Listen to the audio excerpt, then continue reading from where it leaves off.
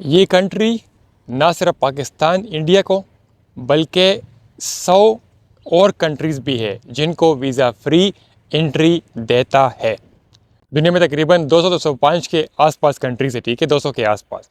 उनमें से 100-102 कंट्रीज़ को ये कंट्री वीज़ा फ्री एंट्री देता है।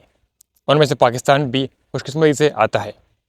30 दिन तक आपको ये वीज़ा फ्री एंट्री वहाँ पर मिलती है। आप लोग 30 दिन के लिए इजीली वहाँ पर रह सकते हैं, अपने स्टे को एक्सटेंड भी कर सकते हैं।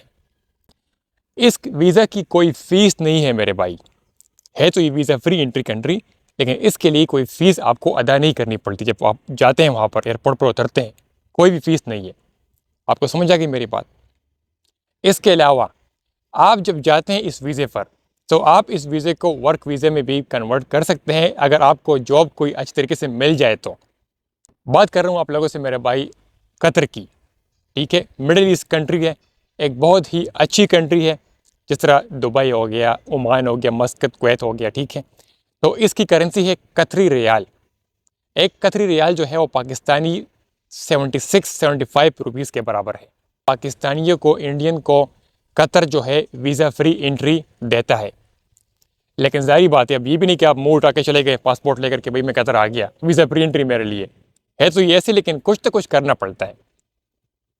आप समझ आ गई मेरी बात। अच्छी बात ये कि आप लोगों ने पहले से पाकिस्तान में रहते हुए आप लोगों ने कोई वीज़ा अप्लाई नहीं करना। लेकिन जब आप जाएंगे कतर में, जब आप एयरपोर्ट पर उतरेंगे वहाँ पर कतर एयरपोर्ट में, तो आप लोगों ने एयरपोर्ट पर कुछ न कुछ कागजात, कुछ न कुछ डॉक्यूमेंट्स आपने उनको दिखाने होंगे। अगर आप नहीं दिखा पाते, जो कि आपको समझाऊंगा भी, तो आप लोगों को वो डिपोर्ट भी कर सकते हैं, आप लोगों को वापस भिजवा देंगे। इसीलिए ध्यान से सुनिए क्या क्या आपने डॉक्यूमेंट्स अपने साथ लेकर जाने हैं एयरपोर्ट पर आप लोगों ने शो करने। सबसे पहले मेरे भाई आपका पासपोर्ट। क्यों? क्योंकि जब आप पासपोर्ट, जारी बात है पासपोर्ट के बगैर तो आप कहीं भी ट्रैवल नहीं कर सकते। पासपोर्ट पर वहाँ पर आपको वीज़ा ऑन अराइवल लगा देंगे, टप्पा लग जाएगा आपके पासपोर्ट पर वीज़ा ऑन अराइवल का। ठीक हो गया। उसके बाद जी आपका रिटर्न टिकट लगना लाजमी दिखाने आपने उनको। अब जारी बात है, आप लोगों ने टिकट जब पाकिस्तान से आप जाएंगे कतर, जो आप लोग टिकट लेंगे, आप लोगों ने 2 वे रिटर्न टिकट कन्फर्म लगाना है।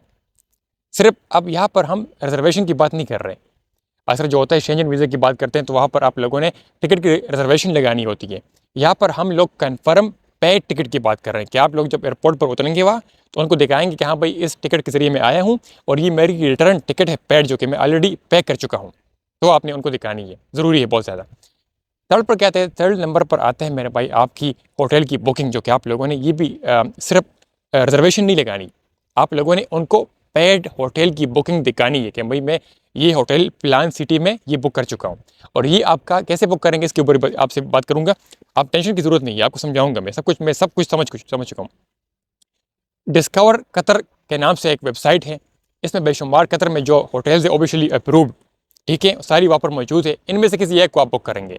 आप booking.com वेबसाइट या किसी और वेबसाइट पर, गैर वेबसाइट पर जाकर किसी भी होटल को बुक नहीं कर सकते। आप लोगों ने सिर्फ और सिर्फ डिस्कवर कतर के नाम से वेबसाइट है, वहाँ पर जाकर होटल्स मौजूद हैं जो कि ऑफिशियली अप्रूव्ड है कतर में, उनमें से किसी एक को आपने बुक करना है।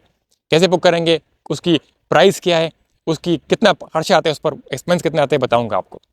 ये तो आपकी डॉक्यूमेंट्स होगी, ठीक है। इसके अलावा जो कि और इम्पोर्टेंट जो चीज़ मांगता है, जैसे दुबई ने भी ये चीज़ शुरू की थी 1 साल पहले, कि आप लोग शो मनी करवाते हैं एयरपोर्ट पर उतरते हुए।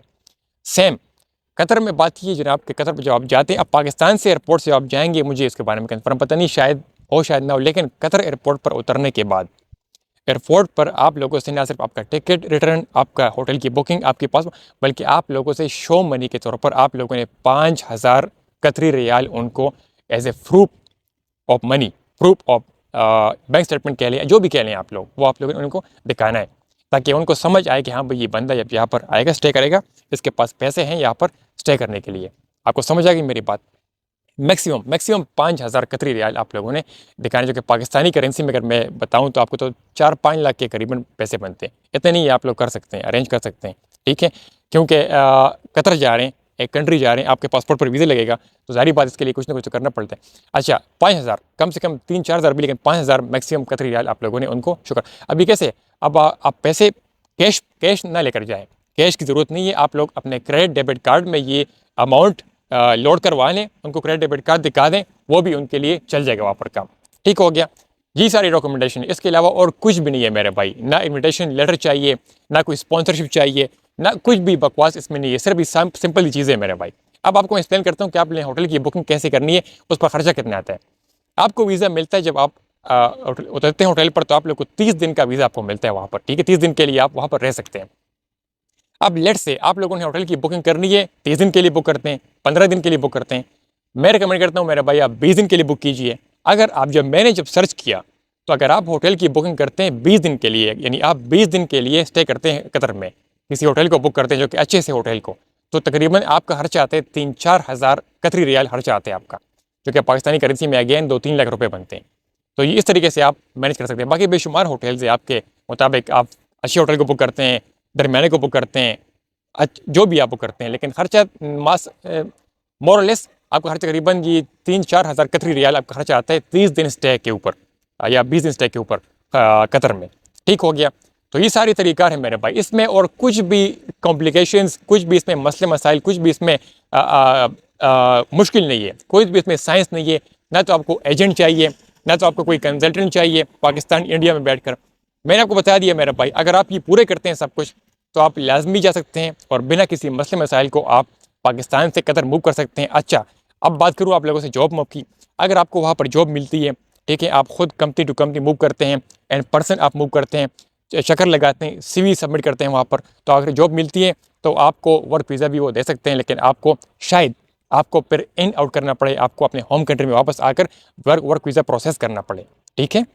ये बात आपको ज़हन में रखनी है। लेकिन जो भी वहाँ पर अच्छी मिलती है, सैलरी भी अच्छी मिलती है। सैलरी अगर बात करूँ एवरेज सैलरी की, तो एवरेज सैलरी कम से कम लाख से ऊपर आपको मिलती है। तकरीबन लाख 1.5 लाख के करीबन 1,50,000 के आसपास आपको सैलरी मिल जाती है कतर में। ठीक हो गया। ट्रैवल हिस्ट्री के लिए बड़ी अच्छी कंट्री है, दुबई वगैरह से अच्छी कंट्री है। वीज़ा ऑन अराइवल है, आप लोगों ने पहले से पाकिस्तान में बैठकर कागजात का, एम्बेसी का ये मसला मसाइल इसमें नहीं है। सिर्फ और सिर्फ आप लोग पासपोर्ट, होटल की बुकिंग और शो मनी, मतलब बैंक स्टेटमेंट या क्रेडिट कार्ड में पैसे लेकर जाएं 5,000 कतरी रियाल, उनको दिखाने हैं वहाँ पर, और आपका रिटर्न टिकट ये आपके पास है। आप डायरेक्टली पाकिस्तान से उड़ कर कतर मूव कर सकते हैं बिना किसी मसले मसाइल के। और अगर एयरपोर्ट पर आपको कोई मसला आए पाकिस्तान में जाते हुए, तो उन्हें भी आप लोगों ने फिर वो जानते हैं आपने क्या करना है उनके साथ, वो आप बेहतर जानते हैं मुझसे।